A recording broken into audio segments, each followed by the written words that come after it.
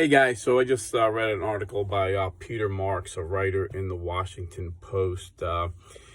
He reviews theaters, plays, and he just reviewed a play called Downstate, which in his words is a play about pedophiles, and it is brilliant. It is a great evening of theater to go see Downstate. And he goes on to say that it makes you feel sorry for these convicted pedophiles, and it makes you question if our treatment is inhumane. This is the Washington Post. This is a recent article. I just read it this morning. So how did we get to this state where this guy has the kahunas to put this in a newspaper, the Washington Post, and not feel ashamed? I mean, if anything, convicted pedophiles in this country are treated too lenient. I think, a child rapist minimum should be castration and life in jail without parole. I mean, that's just like a minimum. And most people I know think that's too lenient. So how did we get to the state where they're actually, number one, someone would have the audacity to make a play about child rapists, pedophiles? And, it's basically these 4 convicted child rapists that are in a group home and how miserable their life is because society won't forgive them. And, Dr. James Dobson from Focus on the Family in the 80s predicted this, He said, this is what, the other side wants. This is, we've just become so accepting of sin in our culture where now, they're in your face. We see it with these, these drag queens shows at libraries and schools and in bars where parents are bringing in their 5-6-year-old children and they're laughing as they go up and put dollars in their thongs. I mean, they're in our face. And, down here in Florida, we have a really good sheriff in Central Florida, and he does these pedophiles things every month. And it's no coincidence. Every month, he shows all the guys that got caught and where they work. And without fail, there's always some school teachers and some Disney employees. Now, it's not some great conspiracy that Disney employees and school, the public schools are trying to get our kids. It's just, this is what pedophiles do. They go where kids are, It's like in my high school, the tough guys would take cosmetology over wood shop because we wanted to be where the hot girls were, You go to in the area what you're attracted to. So there's a lot of pedophiles in the school system. There's, grooming our kids. And this is why they went nuts. The school system and Disney went nuts when Governor DeSantis actually wrote a bill that said, you can't teach anything, you can't sexualize our children. He's talking about 5-year-old kids, 6-year-old kids, 7-year-old kids, 8-year-old kids, like kindergarten through 8th. You're not allowed to talk about sex with them. That's the parents' job. And most parents will agree, yeah, I don't want some stranger talking to my kid about sex. And what did the media do? The media blasted them, and they followed the narrative of all the groomers and the pedophiles saying, they twisted it to make us look like gay bigots down here in Florida. And they called it this Don't Say Gay bill. And the bill doesn't say gay. There's nowhere in the bill does it mention gay sex. It just says sex, any kind of sex. But, this is what the media does. The media is so dishonest. And you see why. You have people like this guy, Peter Marks, in the media trying to normalize pedophilia. We've all seen those TikTok videos and YouTube videos of those professors. These are professors saying they support changing the name of pedophilia to minor attracted persons, MEPS, and they want to put it into the LBGQT flag, MAPS, minor attracted persons, MAPS, because it's just another form of sexuality, an expression to rape little children. I mean, this is sick and disgusting, but it's in our face right now. It is truly in our face, And the problem is, it's like the frog in the water. We accept one sin, And, Milo Yiannopoulos, I always say his last name wrong, Milo, who was a gay man who came out of the gay lifestyle, said, the media lies. The media lies. Two big lies. Number one, you can't leave the gay lifestyle. Once you're gay, you got to be gay. He said, no, there's many gay men that become straight. And he said the second big lie is the gay lifestyle is happy. So the gay lifestyle is full of sexual abuse, child abuse, drug abuse, alcohol abuse, depression, suicide. And the statistics show it. The highest suicide rate in the country is among gay people. And actually the only higher rate was people, transgenders. And then the only higher rate than that is people that complete the transgenderism. So the deeper they get into this sinful lifestyle, the more miserable they are. And if you call it sin, we're hated. We're called bigots.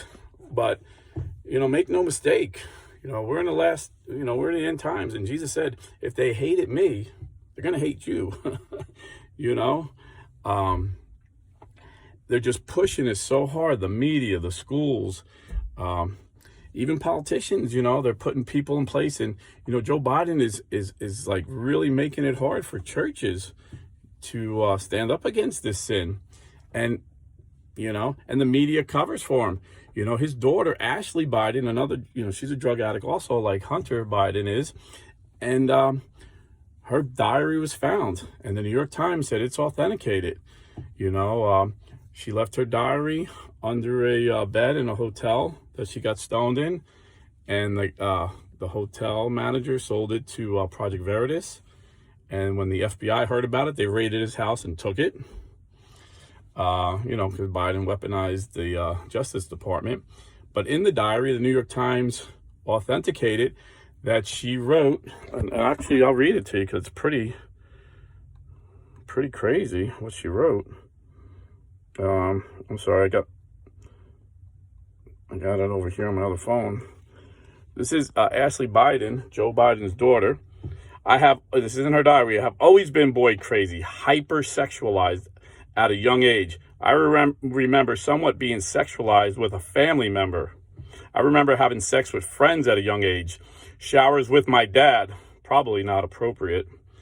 So the president of the United States' daughter saying she was highly sexualized at a young age and taking showers with her dad. I have a daughter who's 26. She's my princess. I adore her. I love her. That would never cross my mind to take a shower with my daughter. I don't know any man that takes showers with his daughters.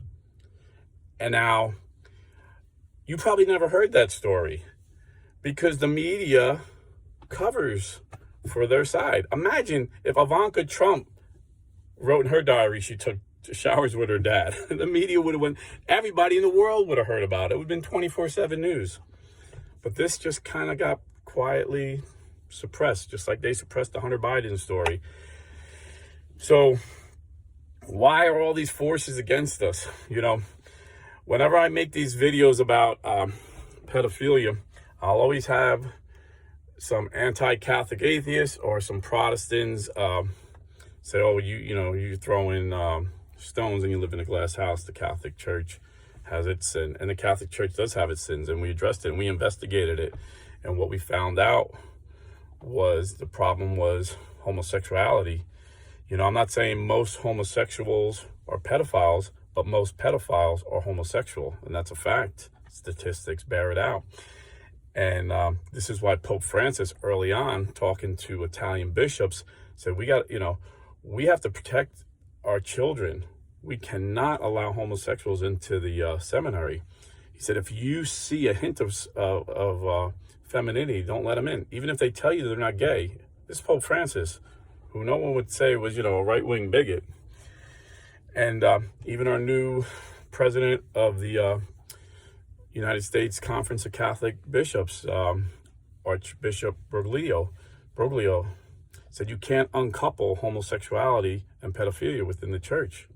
It just went hand in hand. And we rooted the problem out. We punished the priests, we punished the bishops. It was a long time coming and they dragged their heels. But according to the FBI, right now, the Catholic Church is the safest place for children. All these reports you hear, just the media wants to keep bringing up old reports from like the 60s, 70s, and 80s. Very rarely do you have like recent reports. And, for my Protestant friends that want to attack us on that, according to Boz Tejidovin. Now, Boz Tejidovin is Billy Graham, the great evangelist who passed away, Billy Graham's grandson. He's a devout evangelical Protestant Christian, and he worked down here in Florida as a state prosecutor in charge of a sex crimes unit. Now he's an attorney representing sex crimes victims. And he said, unfortunately, he has to admit, reluctantly, but the truth is, the child sex abuse problem is 2 to 3 times worse in Protestant and evangelical churches than it ever was in the Catholic Church, when the Catholic Church was at its height of this issue. But they're dealing with it now. You see the Southern Baptists are dealing with it, the Methodists, they're dealing with it big time now. But the media put the spotlight on the Catholic Church because they know we're the church that we predate every other church. We're the church that Jesus started. And they hate us the most, The closer you are to Christ, the more they hate you. So, and then the atheists watching, the secular public school systems did their report on child sex abuse. And Dr. Sherol Shakesheff, who did the report, said child sex abuse in the United States public school is 100 times worse than the Catholic Church ever was. 100 times worse. Like she said, I think there was 10,000 allegations against Catholic priests in the Catholic Church, and there was over 200,000 against public school teachers in America in a much shorter period. The 10,000 was over like a 60-year period, and the 200,000, or I think it was 300,000. I did a whole video. I'll see if I get to pop up at the end. I'll give you the statistics. But it's no wonder the school teachers, the unions, the people in power got mad when Governor DeSantis made this anti-grooming bill where he said, you can't talk about sex with our little kids. Because they want to get them young, and they want to desensitize them. And, and the media does it. Even the movies. Me and my wife took my grandson, 12 years old, to see a movie a few months back, Eternals. First of all, it was supposed to be a superhero movie. It was the most boring. Usually I like superhero movies because they're action-packed. This was like a horrible, boring movie. And then the superhero kisses his boyfriend. 2 guys kiss. We got up and walked out, And we told the people, why didn't you tell us there was gay scenes in here? I got my grandson. This is ridiculous. And my 2 of my sons this weekend texted me. They had to walk out of a Disney movie, Strange Brother. Like, that was strange. A little boy had a crush on another little boy, and their kids were smaller, so it went over their head, but they just didn't want to be a part of that, And but you know what? Both of those movies, Disney lost. Eternals, I don't know if it was Disney, but The Strangelove was a Disney movie, and they lost money. They're saying they're losing a lot of money on it. So the lesson here is we got to show the media, go woke, go broke, and likewise, companies that support our values, and I'm not saying Catholics, I'm saying most Americans are pro-life, most Americans are pro-traditional family. They don't want abortion through the whole 9 months like the Democrat parties and our liberal adversaries want. They don't want little kids being exposed to drag queens.